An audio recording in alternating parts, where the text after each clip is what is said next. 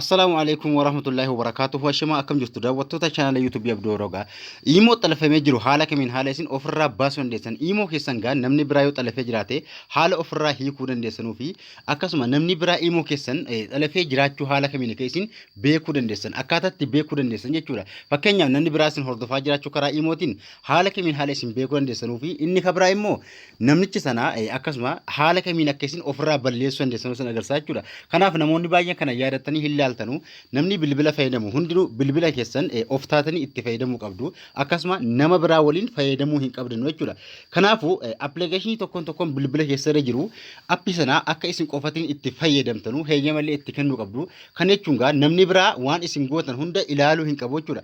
Kanaaf immoo keessan namni biraa xalafee jiraachuu haala kamiin keessin beekuu dandeessan ammallee ofirraa haala kamiin keessin balleessuu dandeessan jechuudha. Yoo dhiqata namni isin hordofaa raate yookaan isin xalafee jiraate haala kamiin akka isin ofirraa hiikuu dandeessan sun agarsiisa. Hundi keessanuu nafaana turaasini jira. Channel kana subscribe gochuu video like tuquudhaan akkasuma hundi keessan dhaggeeffadhaasini jira. Kanaaf gaa imoodhuma bilbila irraa qabdan imoo beektaa ta'e imoo qulqulluu ta'e imoodhuma qabdan takka ni seento jechuudha. Imoo irra eega seentanii haala kanaas ni banaa ida'uun ganjallaa kan jirtu yookaan immoo gubbaarraa profaayilii keessan tuquudhaan siin hundeessu. Ida'uu yeroo tuqxanutti moovii kan jedhu tuquudhaan gara fuula duraa deemtu jechuudha haala kanaan. Yeroo isin haala kanaan gaa moovii tuqxan gara fuula dura haala kanaas ni baasaa jechuudha. Hamma gara kama keessin ilaaluu dhaxxanu siitingii kana tuquudhaan mallattoo siitingii kana filafiti siitingii bakka jette kana mallattoo xiyyaa jirti. Siitingii irra tuquudhaan gaa gara fuula duraa deemtu jechuudha. Haala kanaan gaa siitingii irra eega tuqxanii gara fuula duraa sin oofaa asirratti gaa irraan gadee kana keessaa manage device bakka jedhu ni barbaaddu jechuudha. Kan keessan gara gubbaatti argamu hundaa manage device kan jedhu kaa tuquudhaan gara fuula duraa dhuftu jechuudha. Haala kanaan isinii bana yeroo isin gara fuula duraa yookaan immoo gara fuula duraa dhuftan asirratti bilbilli awwalaa kun yookaan immoo ka awwalaa asirra jiru kun bilbila keessanidha. Moodela bilbila keessanii isin agarsiisa jechuudha. Bilbila keessanii fi moodelaa fi naannoo isin jirtan isin agarsiisa jechuudha.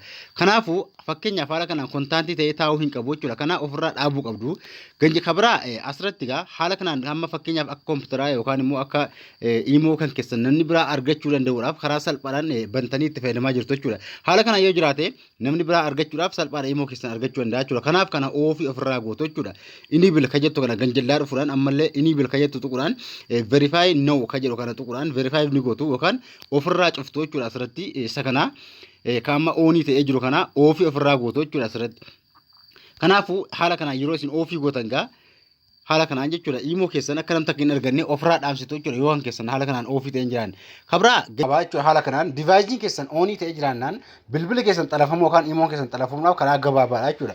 Kanaafuu haala kanaan oofii ofirraa gochuu qabdu jechuudha kan oon ta'ee jiru yeroo isin oof gootan irratti yoo dhiqata isin kaardiin bilbila keessan keessa hin jiraanne verify jedhee yookaan immoo verify gochuudhaaf koodii isin gaafachuu danda'a. Garuu sim kaardii sitti dhoo jiraachuu qaba jechuudha kan awwalatti hin baname. Kanaaf haala kanaan eega gootanii ganjallaa kanatti ni agartu jechuudha. Kana dileetii gochuudhaan mallattoo diimtuu kaatu quran ofirraa haquu dandeessu dileetii gootanii jechuudha. Divaayiziin kun isin hirka hin jiru waan ta'eef haala kanaan akka isin dileetii gootanu bilbila duraa irratti bantan sanarraa yoo jiraate yookaan immoo namni biraa xalafee yoo jiraate bilbila abbichaa keessaa haquu dandeessu jechuudha haala kanaan. Kanaafuu immoo keessan namni biraa to'achuu dhiisuu asirratti beekamtii yookaan immoo ilaaluu dandeessu beekuu dandeessu. Kana booda maqaa bilbila keessan asirratti ni barreessa. Kanaaf haala kanaan maqaan bilbila namaa yoo jiraate ofirraa balleessuudhaan immoo keessan akka namni takka hin xalamne ofirraa isin jedha. Kabraa kan isin yaadachiisu barnoota hedduu chaanaalii YouTube kootti jala galuudhaan irraa argachuu dandeessu. Video jala seenaati.